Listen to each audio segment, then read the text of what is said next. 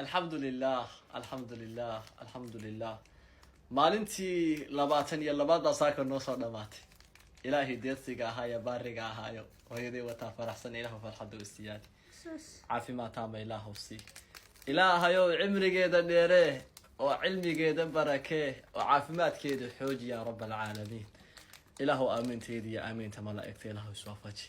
saacadana saacatul ijaaba ilaahu noogu beh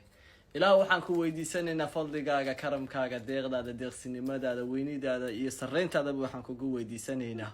inaad ducadayda ilaahu naga aqbasho inaad ducadayda ilaahu naga aqbasho hooyo kastoo muslimiin ilaahu dambigeeda dhaaf hooyo kastoo muslimada ilaahu dambigeeda dhaaf ilaahu seen ugu naxariisan jiran ugu naxariiso rabbi irhamhuma kama rabbayani saghira